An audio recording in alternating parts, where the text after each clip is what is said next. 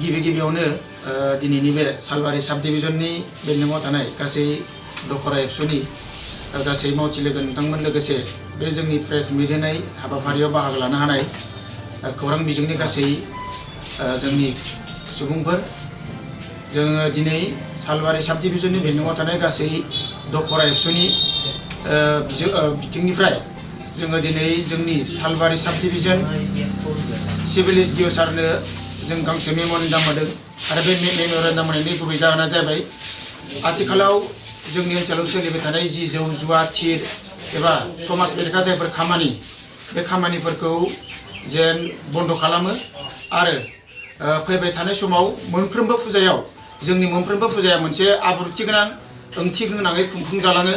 बेखौ नोजोर बोनानै फैबाय थानाय फुजायाव जोङो जौ जुवा बायदि समाजारि खामानि बेरेखा खामानिफोरखौ बन्द' खालामनो थाखाय जों दिनै मोनसे मेम'रेन्डाम होदों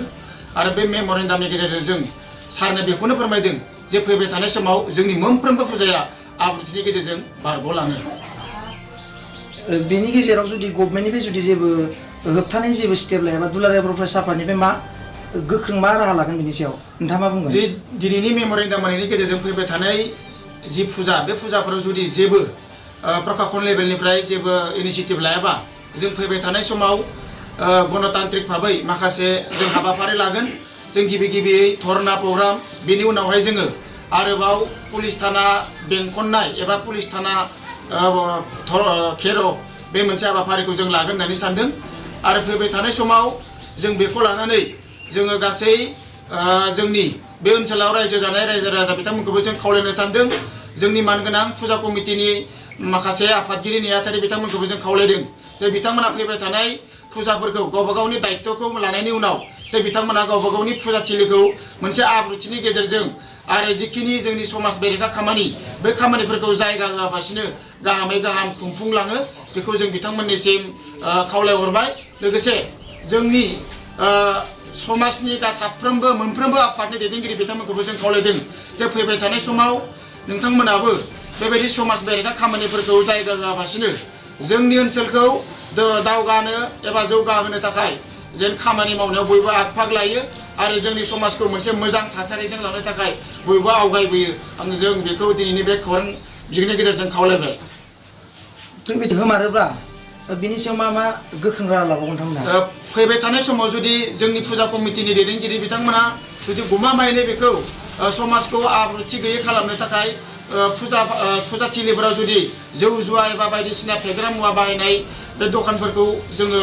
होनायखौ बन्द' खालामाबा जों बिथांमोननि सायाव जोङो आयेनगत भाबै आयेननि सहाय लानानै जोङो बिथांमोननि सायाव जों इनिसिएटिभ लानाय जागोन आरो जों गोख्रोङै प्रशासन लेभेलनि गेजेरजों खामानिखौ मावफुंनो थाखाय जों सिगांगोन। नोंथांमोना दि जुवा बन्द' खालामनायनि मोनसे हाबाफारि लादों फुजा कमिटिजों माबा मोनसे बन्द' खालामनायनि मोनसे सावरायदों नामा नोंथांमोना? थांनाय समाव जोङो गोबां फुजा कमिटिफोरखौबो जों लोगो हमबाय रायलायदों माखासेया रायलायनायनि गेजेरजों पजिटिभ लेभेलावबो फैदों आरो जोङो गोबां जोंनि साब डिभिजननि बेन्दोङाव थानाय गोबां दखरायाव जोङो फोसाव बिलाइबो जों सिथाबोनाय जादों माखासे राजुवा जायगाफ्राव आरो जों माखासे बिजोंनि गेजेरजों जों फोरमायदों जे फैबाय थानाय समाव फुजा फाथालाव जौ जुवा आरो उदां फोथाराव ताश गेलेनाय एबा जौ फाननाय बायदिखौ बन्द' खालामनांगौनि सायाव जों गोबां रायजोफोरनिसिम जों सजागता होबोबाय थानाय जादों। बे ओनसोलनि रायजो राजाफोरा बे बन्द' खालामनायाव हेफाजाब होदों बा होआखै बेनि सायाव नोंथाङा मा बुंगोन? दा बेखौ बुंनो थांनाया खोब मोनसे प्रेक्टिकेल मानोना बेवहाय जोंनि माखासे श्रेणिनि मानसिफ्रा बेवहाय हेफाजाब होदों नाथाय माखासे श्रेणिनि मानसिफ्रा बेवहाय हेफाजाब होआखै। नाथाय आं बिदि बुंनानै सोरखौबा आङो सोंखारिनो सानाखै मानोना फैबाय थानाय समाव जों जोंनि हारिखौ जोंनि ओनसोलखौ जौगाहोनांगौ जायोब्ला जों बयनिबो समान बेवहाय जौगानायनि थाखाय खामानि मावनायाव बयबो बिहोमा लानांगोन आवगायबोनांगोन। बेनिखायनो आं खावलायगोन जे मोनफ्रोमबो थाखोनि इयं जेनेरेसन जोंनि इन्टेलेक्सुयेल जोंनि फोरोंगिरि जोंनि गुबुन गुबुन दल संगठन राजखान्थियानो जा अराजखान्थियानो जा बयखौबो बेवहाय समाज फोसाबनायाव खामानि मावनो थाखाय जों खावलायगोन।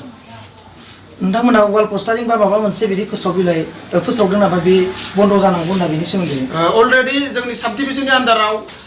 मथा मथि 50% जायगायावहाय जोङो बे फोसाव बिलाइफोरखौ फोसावनाय जाबाय आरो इयुननि समाव जोङो फुजा कमिटिफोरनो लाइजाम हरनाय जागोन आरो बिथांमोनजों सावरायनाय जागोन आरो इयुननि समाव जों बे पस्टारिंखौबो गुबुन गुबुन जायगायाव जोङो सिथाबहोनाय जागोन एबा गुबुन गुबुन दखरावबो बे खामानिखौ मावफुंनाय जागोन। दुलाराय बर' फरायसा आफादनिफ्राय देग्लाय बोसोरनि फैबाय थानाय फुजायाव पिस प्रसेसै जागोन बा जाया बिनि सायाव नोंथांमोना मा मेसेज होगोन? जों लुबैयो जोंनि मोनफ्रोमबो फुजा फाथालानो मोनसे पिस प्रसेस गोजोननि थाखाय जिहेतु फुजाखौ फालिनाय जायो। बेवहाय बे हिसाबै मोनफ्रोमबो फुजायानो गोजोनै आरो मोनफ्रोमबो फुजायानो आब्रुथिनि गेजेरजों जाय हाबाफारिफोरखौ लायोबा बेवहाय गेना गोरोन्थि एबा गाज्रि थासारि सोमजिनायनि मोनसे राहा थायो बैफोर हाबाफारिफोरखौ जों बेवहाय लाया बेखिनिखौ जों खावलायो आरो। दुलाराय बर' फरायसा आफादा फैबाय थानाय फुजा समनि बोथोराव नोंथांमोना आफादनिफ्राय मा मेसेज होनो सानो रायजो राजाफोरनिसिम? जोङो साफ्रोमबो एबा मोनफ्रोमबो समाजनि थासारिनि बिथांमोननो जोङो फोसावनो नागिरदों जे फैबाय थानाय जोंनि जि फुजा बे फुजाखौ जोङो इसोरखौ सिबिनाय जि ओंथि बे ओंथिखौ लानानै जोंनि मोनफ्रोमबो फुजाखौ गोजोनै आब्रुथियै बारलांहोयो आरो जेबो खैफोद आफोद जायाबासिनो जों बयबो बे हाबाफारिखौ बारहोनायनि गेजेरजों जोंनि गावबा गावनि जि जिउनि थांखि एबा मावफुंनांगौ खामानि बेफोर खामानिफोरखौ मावफुंनायाव बयबो बाहागो लायो। आं बेखिनिखौनो रायजोफोरनिसिम मिजिंथिनाय थाबाय।